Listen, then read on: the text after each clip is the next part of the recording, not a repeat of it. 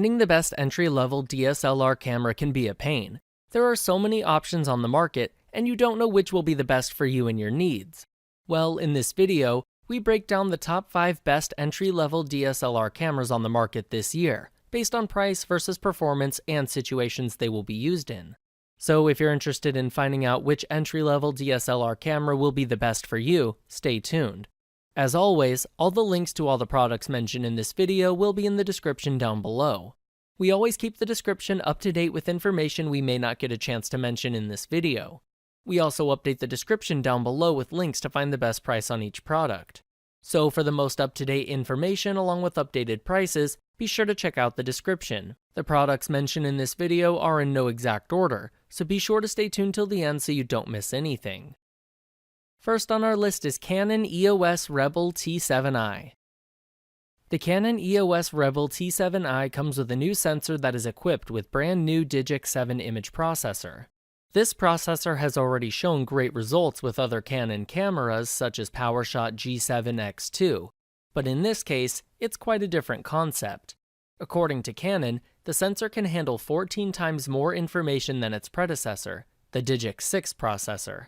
At the same time, it can deliver a much better high ISO noise performance, as well as a slightly improved autofocus performance. The camera can capture full HD videos at very steady frame rates and with reasonable quality. One downside here is that you won't be able to capture 4K videos at all. 4K video recording is now the industry standard, and it's a shame that EOS REBEL T7i doesn't have this support. However, as this is an entry-level camera, it's not really such a big problem. Unlike T6i's 30p resolution, you can expect some great 60p footage in this case.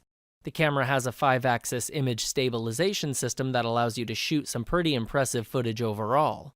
This system can easily cope with unwanted camera movement, and it works in conjunction with IS-equipped lenses. The connectivity is quite decent. You will get a 3.5mm stereo microphone jack port, but sadly, you won't get a headphone port. So technically, you won't be able to monitor the audio levels.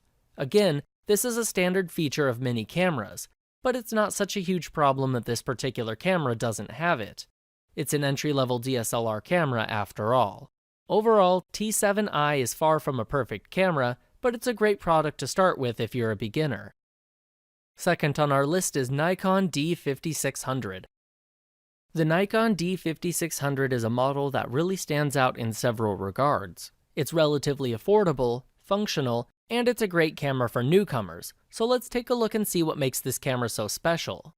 D5600 has very similar features to D5500. You will get quite a decent resolution of 24.2 megapixels and a very powerful CMOS sensor that will lift the quality of your footage to a whole new level. The camera also has a strong X-Speed 4 image processor, with a native sensitivity range between ISO 100 and 25,600. What does that mean in practice? It means that you can expect very comfortable shooting in a whole range of different lighting conditions. The optical viewfinder will cover around 95% of the whole frame, which is pretty much an industry standard for this type of camera. For more important shots, you'll need to double-check the actual display to ensure that you have no unwanted elements at the edges of the frame.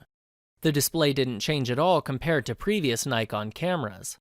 You will, once again, get a 3.2-inch touchscreen display with a 1037 dot resolution, but the basic functionality is much better here. The display has a frame advance bar that allows you to toggle different shooting modes much faster. At the same time, it allows you to use a crop function during playback. With a powerful Bluetooth connection, you can easily transfer your photos from the camera to another portable device, and vice versa. Moreover, you can even transfer high-quality, full-size images if you want as well. You can optimize the connectivity of your camera with a special SnapBridge app. With this feature, you can transfer photos and videos wirelessly from any place and at any point in time. It's a significant upgrade to the default Bluetooth connectivity, and the overall accessibility is much greater in that case as well. The bottom line is, if you want a good entry-level DSLR camera, go ahead and give this one a try. Third on our list is Nikon D5300. Another great entry-level camera that you may want to consider is Nikon D5300. While it may not be the best camera in the world, it's certainly a good enough solution for inexperienced buyers. Just like most other Nikon cameras, D5300 has a special sensor that doesn't have a low-pass filter. This offers the potential to capture way more detail, but at the same time, it also comes with a greater risk of moire patterning. It should be pointed out, though, that while moire patterning is more likely to happen in this scenario, the risk is not much higher. Nikon uses the same sensor in other cameras such as the D800E, D7200, and Ricoh GR, and it works great. So at the end of the day, you shouldn't really have significant issues with the sensor here either. Most specs of 5300 are identical to the ones that you can see in 5200. However, in addition to the new sensors, it does have some major innovations. Perhaps the biggest one is the introduction of the brand new X-Speed 4 processing engine. The engine brings a lot of raw power, it improves the overall image quality, and it has improved noise control functions as well. D5300 is also equipped with Wi-Fi and GPS navigation. By using the official wireless mobile utility app, you can easily transfer your photos from a camera to your computer or even a smartphone. You can also share these images on the most popular social networks if you like as well. Of course, you need to make sure that your GPS is turned on, but you probably knew that already. Thanks to an intelligent GPS system, you can tag your images with the latitude, longitude, and the altitude of your shooting location. With Nikon's View NX2 application, you can create travel maps that you can later display on Nikon Image Space or another popular service like Flickr. It's not the best camera in the world, and it's not even the best camera that Nikon made so far, but as a starting point, it should fulfill its function well. We all know that knowing how to use a camera correctly is equally, if not more important than the actual equipment you're purchasing. If you're looking to upgrade your photography and cinematography game to a near professional level, regardless of which camera you purchase, I'd recommend this course from Fro Knows Photos. This course breaks down filming strategy for YouTube, short films, music videos, sports events, and more. For anyone looking to step up their film and photography abilities, I'd recommend checking out the link in the description. Fourth on our list is Canon EOS REBEL SL2. You've probably learned by now that Canon's cameras are not necessarily the most user-friendly solutions on the market. Some models do stand out, however, and EOS REBEL SL2 is a prime example of that. For only $449, this camera is definitely worth a shot. The camera has a fully articulating screen, as well as a special selfie mode that you can use to effortlessly control background blur. The grip itself is quite deep, which may be bulky, but it offers a better ergonomic handhold than its predecessor. If you have big hands, you may feel that the camera is too small, but overall, the size feels right. SL2 comes with a standard mini USB port that is certainly out of date at this point in time.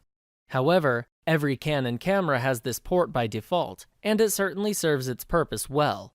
The camera also comes with a microphone input, which is great if you're an ambitious video shooter. Both casual and professional videographers will find an external microphone very useful, so it's undoubtedly a great feature to have. On the inside, you can easily tell that EOS REBEL SL2 is a Canon camera. Both Digic 7 processor and a 24 megapixel sensor will significantly boost the low light performance of this camera. ISO range typically ranges between 100 and 25,600, but you can expand it all the way to 52,200.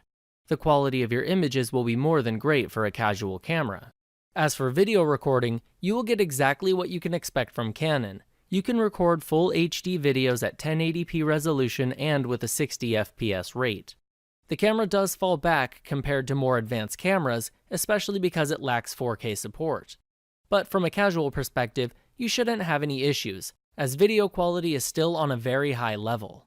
Overall, EOS REBEL SL2 is certainly one of the best cameras that you can get if you're a newcomer. The camera is functional, practical, and very user-friendly. It's very affordable at the same time as well. Give it a chance, and you will not regret it. Fifth on our list is Nikon D3400. The last entry on the list is Nikon D3400. The camera looks as traditional as you might expect. It has all the boxiness that you might expect, and it's as convenient as it can be. A textured coating around the body provides a feel of true quality. At the same time, it's an excellent addition for a camera that is geared towards casual users.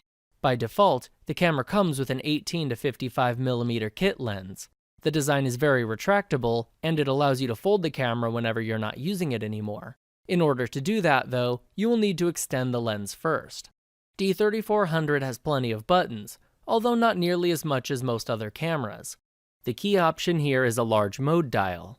This feature offers a whole array of different features, and a beginner should try out all of them. Most people like the optical viewfinder, and that's exactly what D3400 provides. This time, however, you can only expect about 95% of the scene. What does that mean in practice? It means that someone can easily get into the edge of the frame and ruin your footage. It's not too big of a problem, but for newbies, it can be frustrating. The good thing is that the view is bright and clear and you can see a lot of information that will be very helpful in the long run. This information will also let you know whether you have the right settings. Of course, you will need some experience first before you can figure that out. Is the camera perfect? No, not at all. For $490, you can't expect a camera close to perfection anyway. But you can be sure that D3400 is certainly one of the best DSLR cameras that you can buy at this point in time if you're a beginner. It's also a great choice that will make you learn more about cutting-edge settings that will be very helpful once you get more experience, so you really have nothing to lose here. Alright guys, that is all for this video. Hope you guys liked the video. If you guys did, please go ahead and give it a like. If you're new to the channel and you like the video, consider subscribing. We do our best to keep you up to date with the best products on the market right now, so if you want to know what the best gear out there is, go ahead and hit that subscribe button. Be sure to check out the description for links to find the most up-to-date pricing on all the products mentioned in this video. Hope you guys enjoyed the video, hope everyone has a great day, and until next time, I will see you guys later.